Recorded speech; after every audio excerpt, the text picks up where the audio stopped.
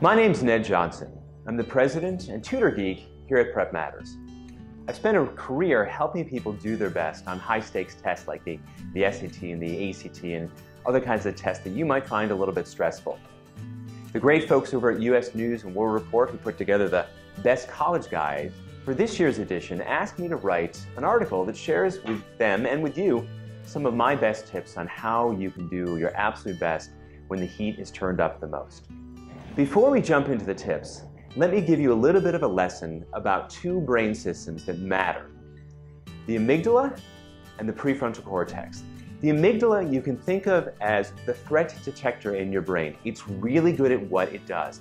It's based on 100,000 years ago. If a predator jumped out of the woods, you'd respond really quick. You'd be ready to run for your life or to fight for your life. It was great at what it does. The prefrontal cortex, this part that lies right behind your brain, is a more highly evolved brain system, but has a completely different set of jobs. It's involved with motivation and inhibition, getting you to do what you need to do or resisting temptation. It's involved with problem solving. It's involved with goal setting. These are the important tools that really allow you to think the way you want to think, particularly under a high-stakes test like the SAT or the ACT.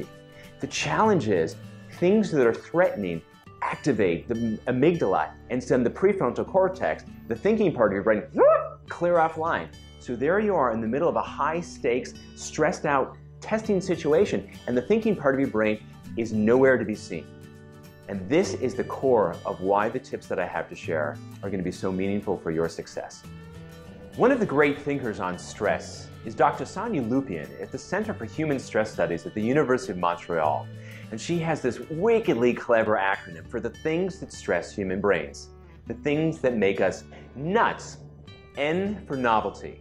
New situations can be fun, but they can also be kind of stressful. U, unpredictability.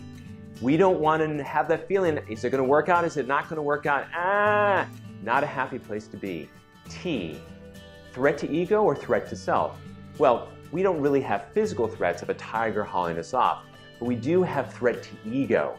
Anything that makes us feel in a social situation that we don't look cool or smart or whatever, whether in real life or in even social media, if it's threatening to our ego, it stresses us out.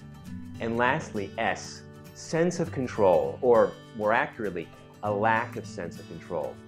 Not feeling a sense of control is about as bad as it gets for human nervous systems. So whenever we can increase our sense of control or decrease the nuts, we keep that amygdala quiet, doesn't feel threatened, and our prefrontal cortex is online, allows us to have that problem solving, that decision making, that motivation that lets us do our best when it really matters.